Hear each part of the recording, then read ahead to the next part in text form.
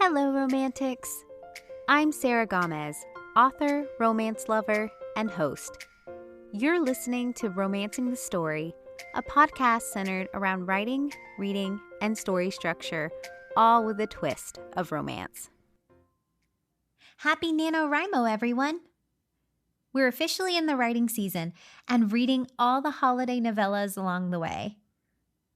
We're at episode 40, and on today's episode, I chat with award-winning international best-selling author Freya Marske. We discuss the research that went into her historical fantasy romance, titled A Restless Truth, and how she keeps track of her world and characters in the midst of magic and mayhem. Plus, we talk details about exploring space when writing in a confined setting, like a boat, and charting a satisfying series and swoony romance. There's even discussion on Sapphic romance and who inspired the queer characters in the latest book. If you're interested in Freya's latest release, A Restless Truth, or want to follow Freya's stories, I left links and information in the episode description. With that said, let's jump right in. Welcome, international best-selling and award-winning romance fantasy author, Freya Marske. Yay! Hello. I'm so thrilled to have you on the show, Freya, because I know that I've had a lot of requests for Sapphic romances and a little bit of world building. So in case listeners don't know, can you tell them a little bit about yourself and your writing? Yes. So I'm an Australian author of sci-fi, fantasy, and romance, and the messy bits where all of those intersect. My debut novel came out last year. That was A Marvellous Light. And it was the first in a queer historical fantasy series where each book builds on the plot, but it also features its own new queer romance. And book 2 is just released, A Restless Truth, and it is a Sapphic romance, the second installment in the series.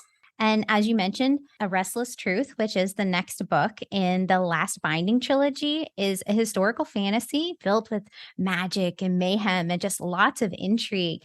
And it's set in the Edwardian period, from what I kind of understood.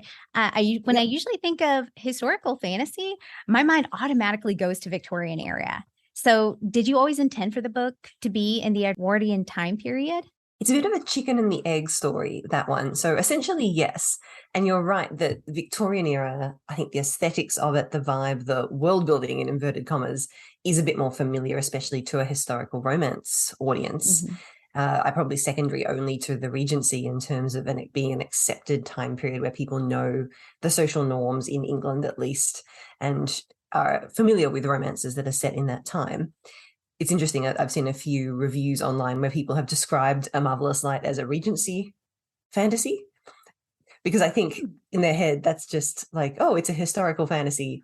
We just use Regency as a title, because I think Bridgerton has now become the watchword by which people understand historical romance, at least, which always amuses me a little bit when I see it. I'm like, it's definitely, we're a century later than the Regency. But the fact that people are reading in the genre means I'm not going to nitpick too hard. So when I was deciding where to set the books, this trilogy came together in pieces. I had a few ideas for romances that were bouncing around in my head, and I knew that some of them had fantasy elements possible. And my agent had come back to me when we were wildly bombing on submission with my first novel, saying, you need to pick fantasy or romance in terms of who we're submitting these to. So if they're going to be fantasies, they need to have magic in them. My first book didn't have magic, but it was technically a secondary world fantasy. So I thought, right, I've got all these disparate romance ideas. I think I can squish them together to create a fantasy trilogy of romances, stealing that structure from historical romance, which obviously does that really, really well, where you have a series, each book has its own couple, and there might be an intrigue plot or a fantasy plot or something that develops across the series. It's not done as much in fantasy genre, so I really enjoy getting to play with that. And then the reason it's in the Edwardian era is because I knew that book 2, Restless Truth, the one that just came out, was going to be on a boat. And I knew it was going to be an ocean liner around the time of the Titanic. That was the idea that I had from the beginning, was a Sapphic romance set on an ocean liner. And so the story I'm telling in book 1 with A Marvellous Light, the romance itself probably could have been set in almost any time period, just going by the kinds of characters that they are and the archetype that they are. Book 3 became a lot more of the time, like it became much more influenced by the era that I'd chosen when I was writing it. But A Restless Truth is the reason that it's in the Edwardian era, which is this strange little, I think it's only just a decade, maybe a bit more or less, sandwiched between the Victorian era, so like the late Industrial Revolution, and World War I. So it's a very odd little time. Most people understand it through pop culture now as the time when Downton Abbey started, because Downton Abbey famously begins with the sinking of the Titanic. When I thought, okay, this would be an interesting place to set it, because it is this slightly underused time. And it means you can use all of the Victorian stuff, but you have some changing fashions. You have bicycles, you've got more motor cars. There's just a little bit of shift from one aesthetic of history to another. And there's a lot of social shift as well that I actually discovered a lot more about when I started researching the period. And it seems like it was tailor-made. Unfortunately, I haven't caught up with the whole series and I haven't read A Marvellous Light quite yet, but I did read A Restless Truth, which, like you said, you always had that idea that it was going to be in the Edwardian period with that specific book. And it did seem like that's the only place I could see that like perfectly, because it just fit it so well. I'll be so interested to hear what you think about going back to A Marvellous Light after having read A Restless Truth first. I mean, obviously you know a bit about the plot, but you see the main characters of A Marvellous Light only through Maud's eyes in book 2. So, you know, they're sort of negative space on the page, and then they appear a little bit at the end, but that would be a very interesting thing. I'm sure some people will do that. I'm hoping that some people will pick up book 2 and enjoy it and go back to book 1 and then be ready for book 3 next year. But I imagine it's quite a different reading experience.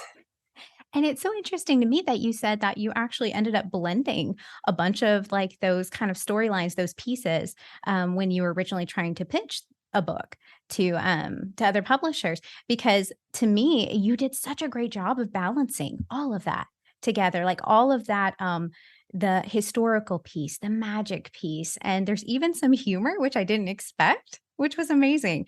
And then also there was all these wonderful tropes, you know, of like Maud being the very naive and inexperienced, let me put it that way. And Violet was very experienced and worldly. So like, how did you do a great job of balancing everything? Great care. No, I think I do a lot of outlining, which I think saved me. Like I knew very deliberately I wanted to be doing a proper romance with the romance beats, even though I think I messed around a little bit with the pacing of the romance in A Restless Truth. A Marvellous Light is much more classic in terms of where the beats fall, and there's a third act breakup or a dark moment at least, and then peril brings them back together. A Restless Truth, each romance I wanted to be slightly different in the tropes I was using and the kind of romance I was telling. And I only have 6 days. So I knew it wasn't going to be a like, you know, for together, married forever kind of ending, but it would definitely be a happy for now with really showing the promise of what this romance could be. And so I had to think, all right, how many of the romance beats can I do and in what order in 6 days? And having that really tight time period actually helped me a lot with weaving together the 3 different arms of the story, because I knew, okay, I've got this murder mystery, which sort of transforms a little bit into a game of keep away and a heist. Like all the different intrigue things were quite clearly set out as to which days they were going to fall on. And then I've got, okay, what's going to happen in the morning? What's going to happen in the afternoon? I had to give everybody a schedule as to which parts of the peril were going to fall when. And then I had to weave the romance through that, letting it be influenced by what had happened. So if they've just been in peril, are they feeling very intimate? If they're feeling flushed with triumph that they've had a minor victory in their, you know, heist/murder investigation, how will that influence the way they talk to each other and the kind of sex scene that they might have then? And I really enjoy doing that kind of work. Like I'm a very strong outliner in that I do a lot of work before I even start drafting. So that was really fun. And as for the magic, because I'd already built quite a lot of the magic for book 1, it was just a matter of building on that and allowing myself to be a bit spontaneous and creative and just throw in extra bits of magic whenever I thought they would serve the story. I love that you said you outlined, because did you do a lot of research into it when like either prior to the outline or after the outline? because it feels there was a bunch of details, wonderful details. And I know I went a long time ago to a Titanic showing, and it was very interesting to see like that time period of like all the different kind of types of things that they had historically. I really enjoyed the research period for this book. I didn't want to over research. I'm very wary of over researching. And especially with book one, I kind of read a couple of books about the period and then went, okay, I'm just going to look up details as I need them. So I looked up things about the civil service for book one. I looked up things about when people had weekend holidays and what seasons and how that worked and what cars were available and that kind of thing. Book two, I wanted to be a lot more accurate in terms of some of the detail. Like these are not entirely accurate historical novels. Like because I'm working in fantasy, I allow myself a little bit of anachronism that if I was writing pure historical, I probably wouldn't be allowed to keep. But, you know, there's always, I'm going to be getting some things wrong. I'm sure there are people out there reading it being like, she got that theory wrong because I just didn't research the right detail. But I really wanted the setting of the ship to feel vivid and real. So I did a lot of research on the Titanic. The ship in the book, the Lyric, is an imaginary ship. It didn't exist, but it is very, very similar to most of the White Star Line ocean liners of that time. It is a bit smaller than the Titanic, but I stole quite a lot of the Titanic's features to put in the Lyric. So it's sort of this imaginary boat that was sandwiched between some of the other liners of the time before the Titanic was built. So in my head, they're sort of playing around with some of those features like the Turkish baths and the French cafe and, you know, the gymnasium and all these weird things that were actually on the Titanic that I came across in my research and decided that I had to steal and put in the book.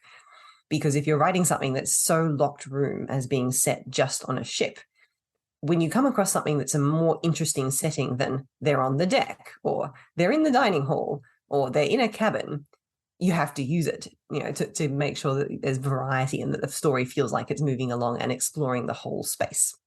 So I did a lot of research on what the actual furnishings were like in the Titanic. Like I managed to find an amazing website of a small museum that had done a Titanic exhibit ages ago, but someone had put a lot of work into the online features of the exhibit website.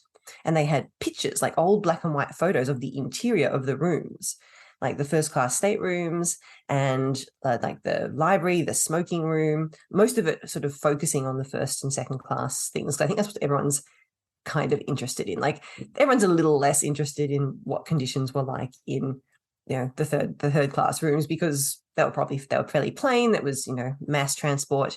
But all of the point of the White Star Line was that they were selling the luxury of first class to a certain class of person. And so that was the furnishings that I had to play with. And the research for that was a lot of fun. Well, and you did such a fabulous job because everything felt so vivid. Like you were saying, since you are so contained in a small setting or a smaller setting, say like on a ship, like you did a fantastic job of, as readers, when we were going through, you were describing certain things. It was very visceral in a way that felt like I could just easily lose myself in the book. And I love that, especially for fantasy. I love when like the worlds are built out and crafted so adventurous and fun, and they're just fully realized. How did you approach world building a historical fantasy? Did you actually start with the characters or did you kind of start with the world and or magic itself? So I think it did start with the characters, at least for book one. And I had different ideas for who I had certain ideas for who might be the characters in books 2 and 3 that had to change because of the way book 1 turned out.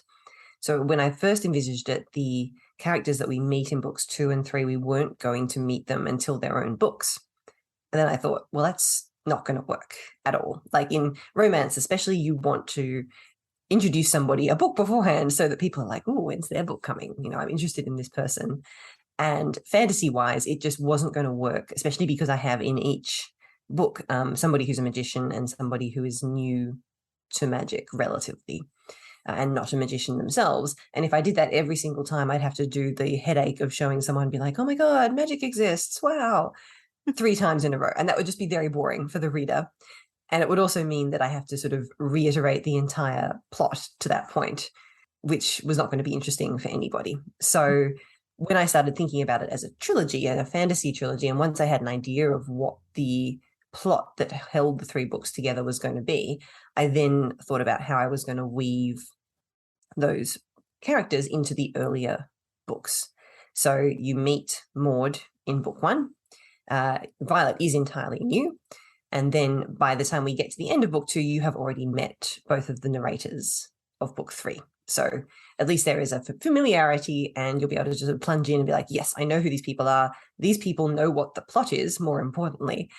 So we don't have to reinvent the wheel every time. So characters in the romance was sort of the backbone of my story building. When it comes to the world, it really was a matter of just doing that historical research, deciding which bits were vital, mostly based on vibes, and which bits were allowed to be massaged slightly in the name of fantasy and anachronism. And then the magic just got piled on top of that. The magic was the thing I let myself be the most free about when I was writing. I didn't really outline a great deal about the magic for book 1. And then book 2, I just threw in whatever I thought was fun. And then in book 3, that all came back to bite me in the butt, because I had to do a lot of stuff around the world building of the magic and start clarifying points that I had left hand wavy, because book 3 is where the fantasy plot really sinks its teeth in and culminates. And so I had to understand the magic system a lot more to write book 3. So that was a bit of a headache, but it was fun and very satisfying once it all came together. I love that you use the method too of already introducing these characters. So as readers, we already have an investment when we go to the next book, and we kind of want to see that, because those are some of my favorite books. Like, I'm just like, I read a book and I'm like, I want them to have their own love story. And then of course there's like, aha, but they do in the very next book. They do. Well, I mean, I feel like anybody who's coming from the world of romance will read A Restless Truth and get the end and be like, right, okay, I recognize what you're doing here. I think I can see who the book 3 pairing is. Whereas I'm getting a lot of feedback from fantasy people who are sort of like, is it this person? I really hope this person gets a book. I'm like, well, if you were familiar with what romance series do, you would realize the answer is, oh, yes. Of course, that's how we're setting it up. But and it's also a really cool way, because now that you say that, like I said, I haven't had the privilege yet, but I'm definitely going to go back and read a Marvellous Light. And you were mentioning you had a pairing of the non-magic and the magic person. But you did a really great job of doing, because Maud was already, like you said, Maud was already introduced to magic. So she was very aware, even though she has none of her own. So like that, you did a really great job of investing those characters already to where they are in this world of magic. So they're aware of it. You don't have to constantly, like you said, introduce it to us. That was something that did change when I was writing book 1. Like, Maud was on the page, but she wasn't having a great deal of things to do. And then she surprised me halfway through book 1 by being like, I'm going to turn up at this secondary location and cause trouble. Well, not trouble compared to the trouble she gets up to in book 2, but as far as Robin's concerned, just the appearance of his little sister is enough to cause trouble. And so once she was on the page and I could introduce her to magic, it became very obvious that she was the protagonist, or one of the 2 protagonists of book 2. Oh, so was she never the original protagonist of book 2, or was it always meant to be? No, as I said, it was going to be 2 different people who we hadn't met yet. But I think during the writing of book 1, it became obvious that I couldn't do that. I had to use somebody that we'd already met. There was a toss-up between using Maud and using one of the other female characters that I'd already introduced in A Marvellous Light. But just looking at the shape of things very, very early in the outlining, it became clear that I was going to use Maud. And see, I know different writers and different readers too, who kind of, sometimes they will start outlining a book and they're like, well, I didn't intend for this to happen. Like a new character takes over book 2, or it turns out what's going to be a standalone is a series. So how early, you said you started that in the outline, right, of book 1, that you knew that the book 2, did you know there was going to be a book 3? Did you already chart that out? Yep, I always knew there was going to be 3 books, and I was lucky enough to sell it to my publisher as a trilogy. There was no talk about turning it into a duology. It was always going to be a 3-book series. So I always knew I had 3 books to play with. And I'm a fairly firm writer in that once I have outlined something, it does not tend to stray a great deal from the outline when I'm writing it. In revisions, sometimes things will get tightened up. Some things might change, especially around endings. I tend to sort of my first draft endings are usually a bit like, that'll do. And then I have to fix them in revisions. But the shape of a story, where it goes, that's usually pretty set and doesn't tend to change much from my outline to the final product, because I do really believe in the importance of outlining to keep my structure firm, to keep my pacing firm, to make sure all the beats are falling where they should be.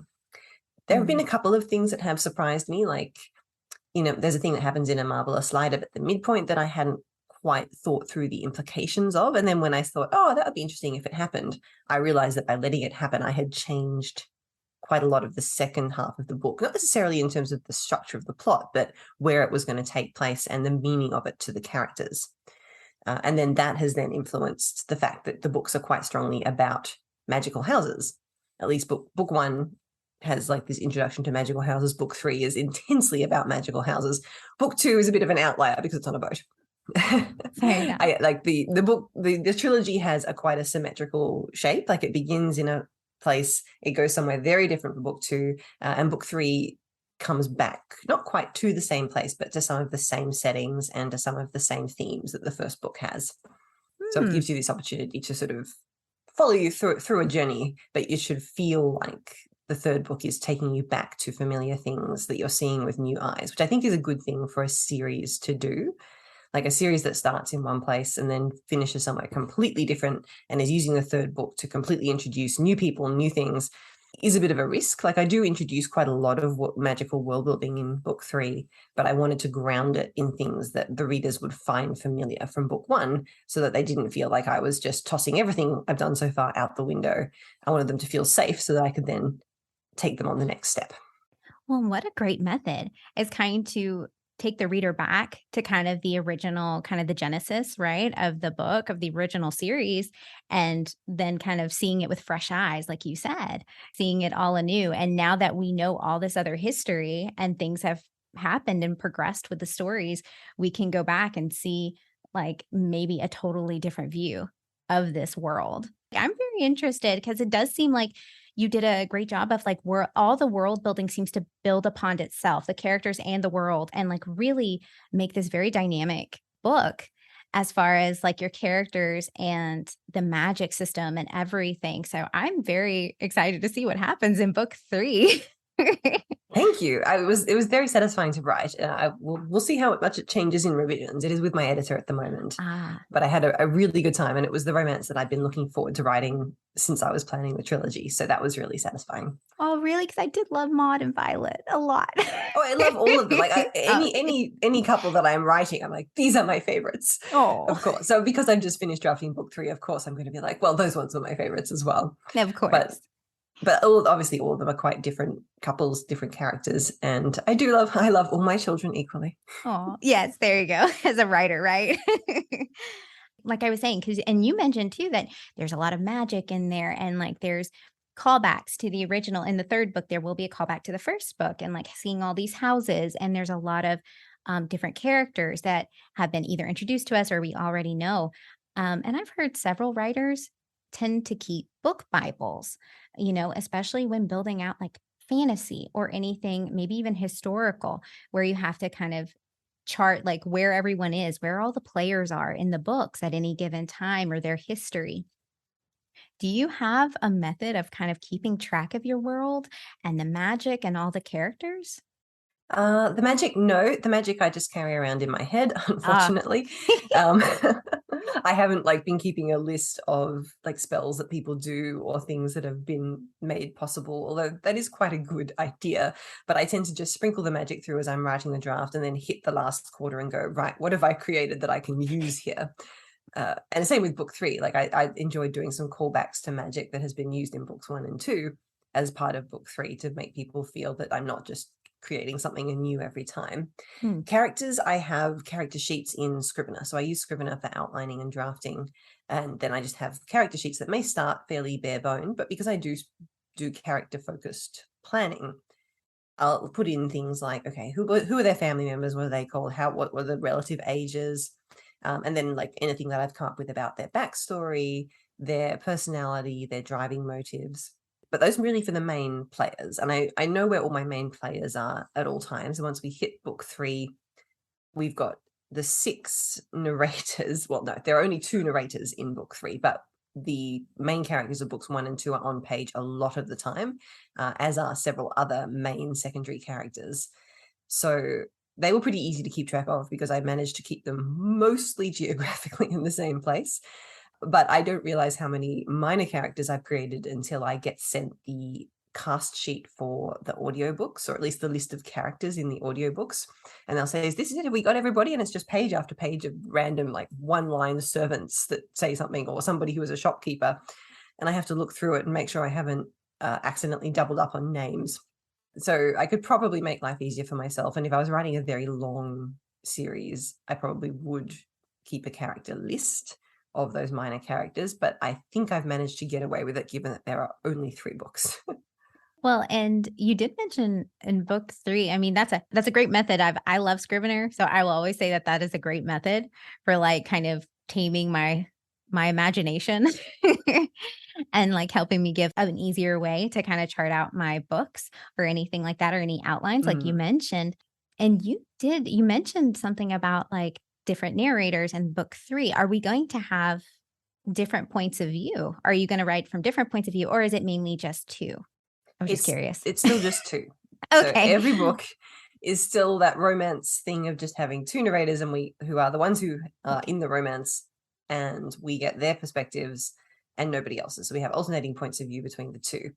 But it did become a lot more challenging with book 3, because instead of the people being on page just being the main romantic leads, which in A Marvellous Light, Robin and Edwin are on page together most of the time, or they're doing their own things, but there aren't any very significant other players. Like, there's people that they're investigating, there's people as family members around, but they are the ones investigating the mystery and falling in love and going around and having adventures. And so it was very easy to balance a romance in that case, because it was very much just those 2 against the world.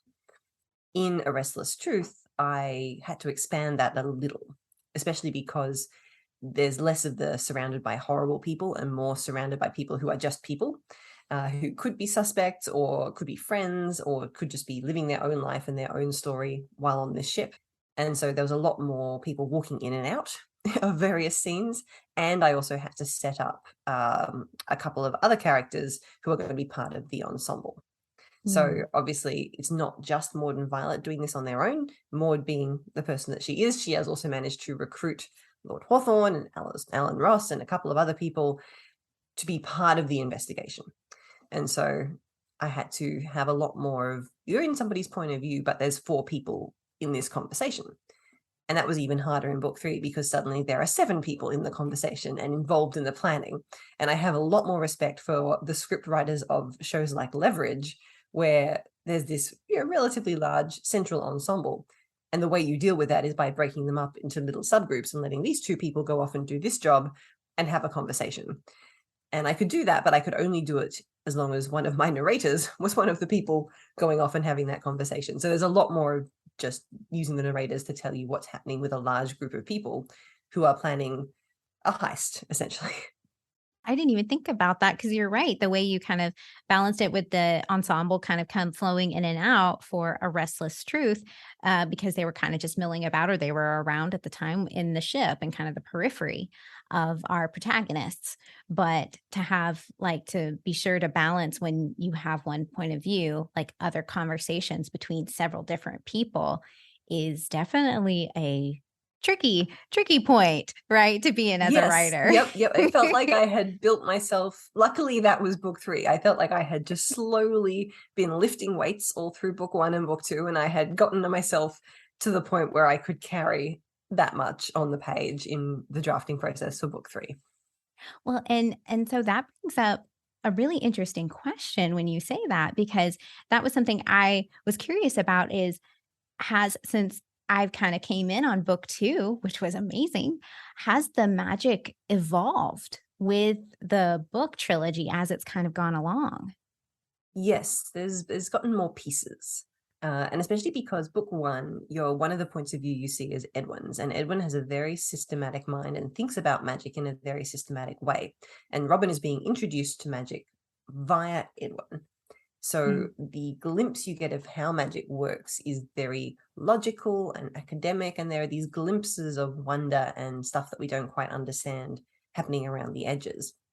Book 2, Violet thinks about magic in a different way, especially because she has spent some time in America among people who do magic slightly differently and is now going back to England. And we get a slightly larger sense of how magic works in the world. Like, I don't go into detail on how it works in other countries and other cultures, but we just get that little glimpse that, okay, the British way is not the only way of doing things. And perhaps there are people who have been experimenting with magic even in England. Like, we hear about the Forsythia Club, the old women who are now old women, but were young women in the Victorian era, who were doing unexpected and exciting and original things with magic. And by the time we get to book 3, the theme is really about questioning where magic comes from and what we're doing with it. And is this the best way for that to be operating when it comes to the potential for power to be misused or placed into the hands of people who are going to use it to exploit others. Like, instead of like upping the ante and make it just kind of a, a all powerful thing, just continuing to grow, it's more of a question of, should we actually be using this and how should we be using it? That's really cool. And I love think that. all of the books have that question in them somewhere. It's only in book 3 that it becomes really explicit. Well, and the magic system that you did create for the book felt very unique and felt clearly defined. So was it actually influenced or based on anything in particular?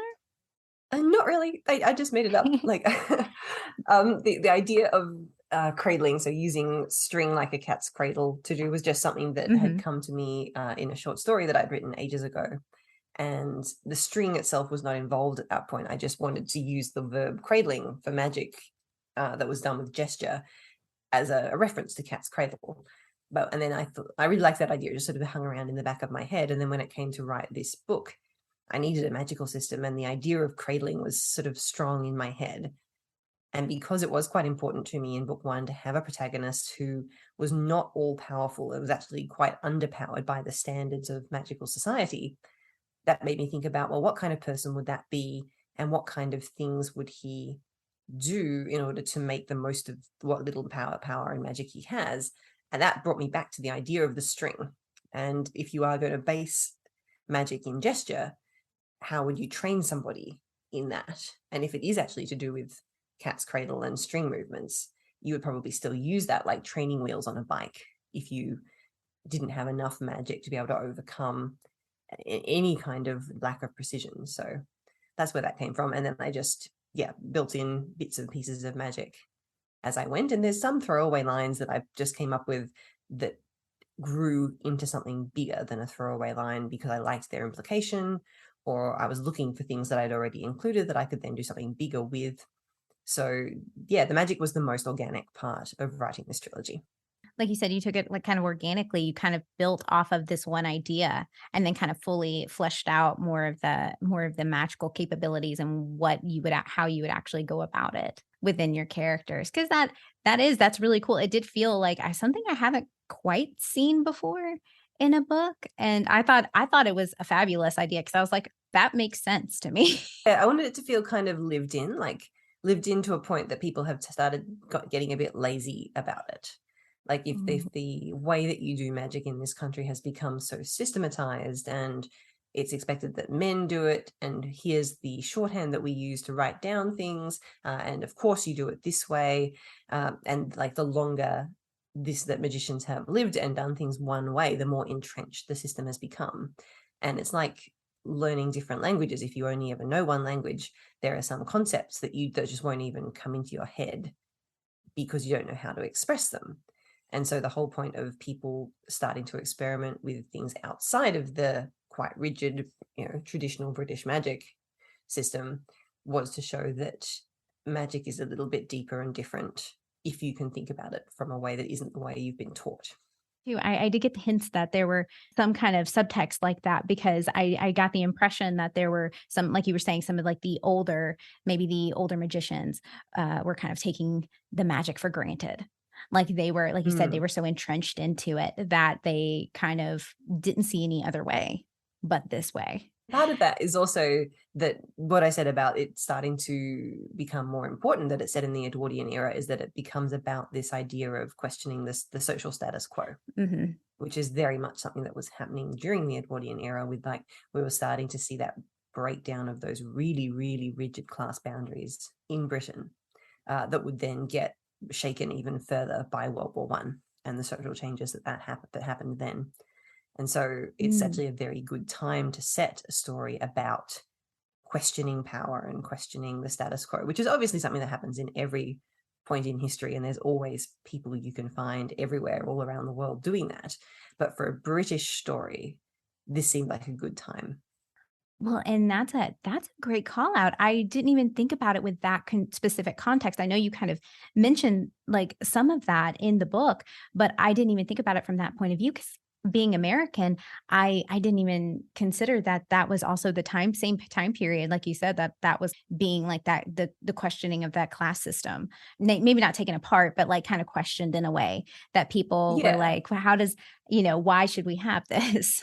So yeah, I mean, nothing is going to take apart the class system in Britain. It's still very much there, but that whole like upstairs, downstairs, that very Victorian adherence to your position and your place, that was starting to be questioned a little bit as we had the emergence of a moneyed middle class and, like a lower middle class of office workers who were educated, but could never actually, aspire to the upper classes. It was an interesting time, and there's a lot of I got to play with that a bit in book 3 because I'm playing with a narrator who was very upper class and a narrator who was working class background who has kind of managed to scrape his way just into the lower middle class in terms of his occupation. And so they actually have a lot of conversations about politics, and I actually set a scene in the Houses of Westminster in book 3. Ooh, that'll be very interesting to read and kind of see how you go about that too. Cause that's a great point too. Cause I didn't even think about it. That's really a good time period. There was a lot of self-made millionaires and people coming up with money who had worked their way to the top around that period of time. Especially the Americans.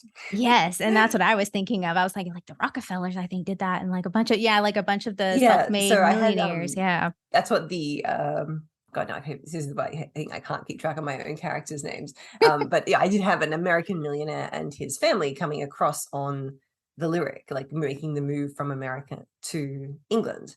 The Bernards, yeah. Oh, thank you. Yes. Because that was something that happened. And, there was a lot of movement. And you had the Gilded Age going on in New York, and you had Americans with money coming across to explore, where could they fit into the society of Britain. And like the characters in this book, in the trilogy, are mostly upper to middle upper class. So we have two sort of titled aristocrats and one sister of an aristocrat, although they're sort of lower nobility. And then we have Edwin, who has his family has more money than class technically, but they still very much fit into that sort of upper middle class. And Violet as well is considered to be, a gentleman's daughter in the same way that the people in Pride and Prejudice are gentlemen's daughters, even though they haven't really got much money. And so they actually, again, is of a certain class. And we only really have a working class character in the third book. And you made reference to Violet and Maud, and theirs are the ones that's featured in our romance, that our lovely love story, yes, and our Sapphic romance between two lovely ladies. Maud's the ingenue falling for the experienced Violet, and we love that trope. We love those tropes. And it was fascinating to read about these dynamic characters navigating the Edwardian time period as queer individuals. Now, did historical representation of LGBTQ people in that era influence the ladies or the romance in their book? Yes, absolutely. And you're right. It was really satisfying to do that, like rake-wallflower, ingenue cad trope where both of them are women, especially because it's like a little bit of a messier romance. And like I've been describing it as the rake-wallflower speed run over 6 days. But I also wanted to deconstruct that trope a little bit because Maud obviously has a lot more self-confidence and power than she thinks she does at the beginning of the book. And so which of them among them is the one who is the more confident and is actually steering the ship changes through the course of the romance. But I really did want to do that initial sort of ingenue rake setup with women, and that was so much fun to play with. In terms of historical representation, I did do quite a bit of reading about this as well. And one of my favorite people that I came across, who I then included in the book as a reference, is Maud Adams, who Maud was not named for. This is just a coincidence that her name is Maud, who is the American actress who originated the role of Peter Pan on Broadway. And so she would have been acting at the same time that Violet was in New York. And Maud Adams, I think it's pretty much accepted, was, if not a lesbian, at least very queer. And she had 2 long-term female partners throughout her life. She was one of the most celebrated, well-paid, well-regarded actresses in New York over her life. At the time that this book is set, Maud Adams had just started living with her second long-term partner, Louise Boynton. So I had this sneaky reference to maybe she and Violet had slept together. Which may or may not have, happened given her partnership. I don't know what her personal life was like, but I loved reading about her life and the fact that the theatre has always been a place where queer people can find one another and find a little bit more freedom, and that's sort of the idea of the creative arts. So I really enjoyed thinking about her and not, basing the characters on her, but just enjoying the fact that she existed. In terms of historical fiction that was contemporary at the time, obviously there wasn't a great deal of queer fiction being written in the Edwardian era. And the main example and the most influential to me was Maurice by E.M. Forster, who was a gay man who wrote beautiful books. And Maurice was one of the earliest gay romances that had a happy ending. And so it was quite scandalous at the time that it was written that these people did not end in death or tragedy or separation. So his books obviously contain a bit of that societal and internal homophobia that people have to overcome in order to find happiness. And I was a little bit less interested in exploring that in these books. Obviously, I show that there are some societal expectations and societal pressure, but when it comes to the internal barriers for the romance, I didn't really want to put in a lot of sort of angst about sexuality. That wasn't really what I was interested in playing with, just showing that these people did exist in history and they did carve out happy lives for themselves. I think that's what I found really lovely and refreshing about it, is just because, like you said, it wasn't so much focused on the angst, and there are books that do that, but this book in particular just kind of enjoyed where they were, right? They were just kind of living their lives, and there was just this acceptance of them within themselves, right? For because Violet was just like, well, I like men and women. Violet has already gone through her sort of self-questioning process by the time we meet her. Whereas Maud, this is really not quite a coming out story, but a coming to terms with yourself story for Maud. So she is actually having much more of a journey of discovery and questioning of her sexuality. And then being Maud, once she has decided to discover it, going at that with both hands, full speed, deciding that, right, this is something that I want, I'm going to see what it's like. Which was so much fun to play with, especially in the sex scenes, that kind of joyful discovery exuberance that you see in a young person who has just hit that do I want to be her or do I want to fuck her stage. Take kind of a really different route with that ingenue falling for the experienced cad trope, when you have 2 ladies and like you said, it was almost kind of like a coming to terms. Yes, so we have extremely determined ingenue and very wary cad. I love it. Since we've talked so much about these books and A Restless Truth is now available, where can listeners find your books and how can they connect with you? Well, hopefully you can find my books wherever books are sold. They definitely exist in ebook, in audiobook, and in print. And obviously, if your bookshop or your library doesn't have them, then I would super appreciate a request to have them ordered in, especially in libraries. I think supporting libraries is so important, especially now. And anybody who says, oh, I asked my library to request, to get your book in so I can read it that way because I can't afford to read it. Absolutely. Perfect. Go for it. I think we should support libraries all we can. And in terms of connecting with me, I am most active on Twitter. That's probably where I do most of my my self-promo, my chatting about what I'm reading, what I'm writing. I do use Instagram as well, but mostly just to sort of keep track of things and to look at other people's beautiful pictures of my books. So I'm at Freya Marske on both Twitter and Instagram. And the website is just freyamarske.com, which contains a bit more information about short stories that I've written in the past and things like that. Yeah. Thanks so much to Freya for joining the show. If you like this kind of content, don't forget to subscribe to the show wherever you listen to podcasts. That way, you're the first to hear new episodes when they drop. And if you get a chance, feel free to leave a review. It helps support the show and allows more opportunity to bring in all kinds of fantastic guests. Book recommendation for this episode: A Restless Truth by Freya Marske and A Marvellous Light by Freya Marske. As always, stay safe, be well, and keep writing. Best of luck in NaNoWriMo. Bye!